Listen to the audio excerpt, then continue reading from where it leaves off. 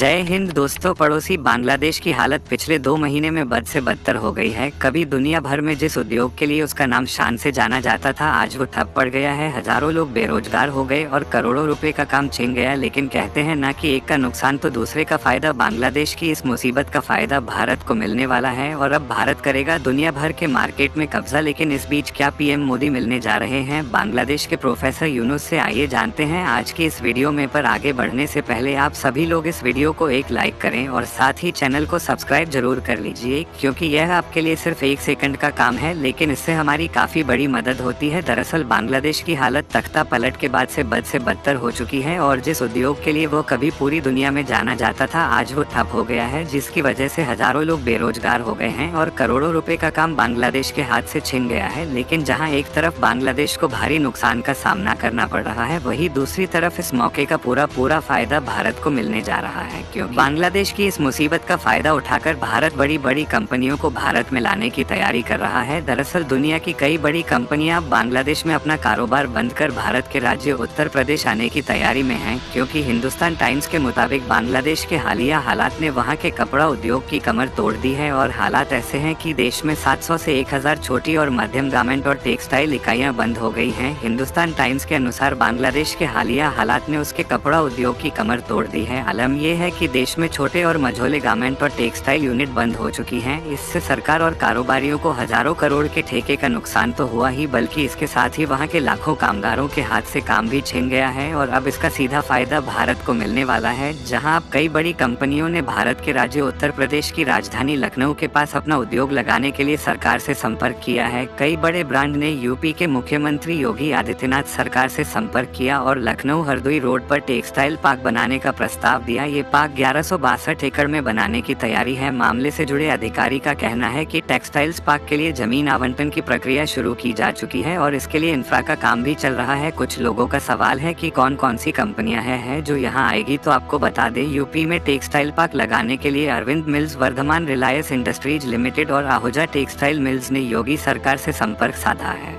आपको बता दें, इस टेक्सटाइल पार्क में करीब 400 छोटे बड़े यूनिट लगाए जाएंगे, जिससे फायदा ये होगा कि 500 लोगों को प्रत्यक्ष तौर पर रोजगार मिलेगा और लाखों अप्रत्यक्ष नौकरियां भी पैदा होंगी। इसको ले यूपी के एमएसएमई खादी एवं कपड़ा मंत्री राकेश सचान का कहना है कि नए ऑर्डर को पूरा करने के लिए सभी बड़े ब्रांड अपना प्रोडक्शन बढ़ाने की दिशा में काम कर रहे हैं। लखनऊ के पास बन रहा नया टेक्सटाइल पार्क इन कंपनियों को अपना उत्पादन बढ़ाने का अवसर देगा, जहाँ इस पार्क में बिजली, पानी, सड़क और वक्फ सभी उचित दरों पर उपलब्ध कराया जाएगा। भारत सरकार की मंशा है कि अगले 5 साल में कपड़े का एक्सपोर्ट करीब 8.4 लाख करोड़ रुपए तक पहुंचाना है। लेकिन इस बीच एक बड़ी खबर आ रही है, जिसके मुताबिक यूनुस के नेतृत्व वाली बांग्लादेश की अंतरिम सरकार अराजकता रोकने में नाकाम साबित हो रही है, जिसके बाद एक बार फिर देश के भीतर सैन्य शासन की आहट बढ़ती जा रही है। इस बीच अंतरिम सरकार ने तात्कालिक प्रभाव से सेना को कार्यकारी मजिस्ट्रेट की शक्तियां दे दी हैं। बांग्लादेश के लोक प्रशासन मंत्रालय ने मंगलवार को इस मसले को लेकर गजट अधिसूचना जारी की। इस गजट के मुताबिक सेना के अधिकारी अगले 60 दिनों तक पूरे बांग्लादेश में जिला मजिस्ट्रेट की देखरेख में बतौर कार्यकारी मजिस्ट्रेट काम कर सकेंगे। मंत्रालय की तरफ से जारी आदेश में कहा गया है कि यह निर्देश पूरे बांग्लादेश में लागू होंगे। Bangladeshi media outlet daily star से सरकार के एक सलाहकार ने बताया कि मजिस्ट्रेट की शक्ति मिलने के बाद सेना के अधिकार के पास लोगों को गिरफ्तार करने और हिरासत में लेने का अधिकार होगा। आत्मरक्षा और अधिक जरूरत होने पर सैन्य अधिकारी गोली भी चला सकते हैं। अंतरिम सरकार के कानून सलाहकार आसिफ नजरुल ने इस फैसले की वजह बताते हुए कहा कि कई जगहों पर स्थितियां विध्वंसक हैं। उन्होंने औद्योगिक क्षेत्रों पर जोर देते हुए कहा कि इन स्थितियों के बीच सेना को मजिस्ट्रेट की शक्ति दी गई है। अंतरिम सरकार के सलाहकार ने इस बात को स्वीकार किया कि यह स्थिति असामान्य है, क्योंकि यह पहली बार है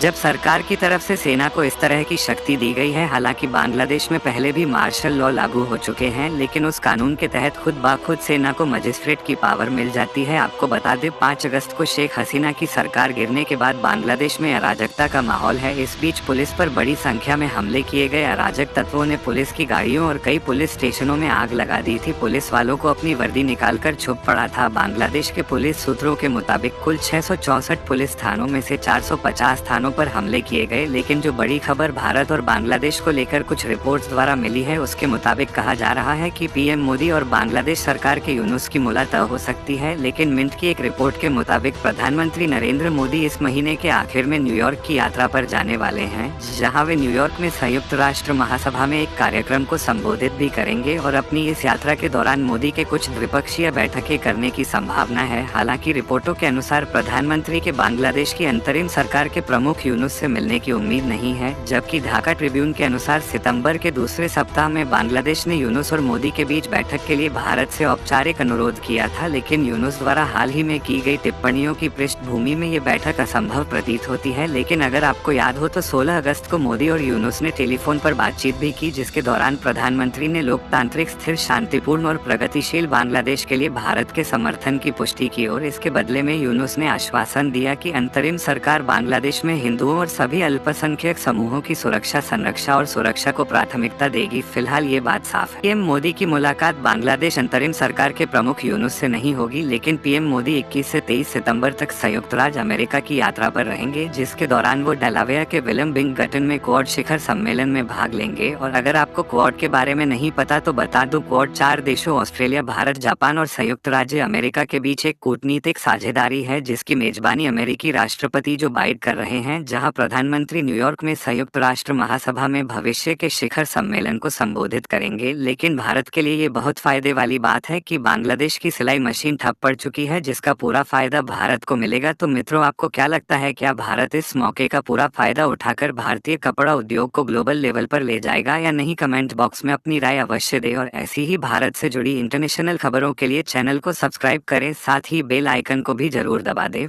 फिर मिलते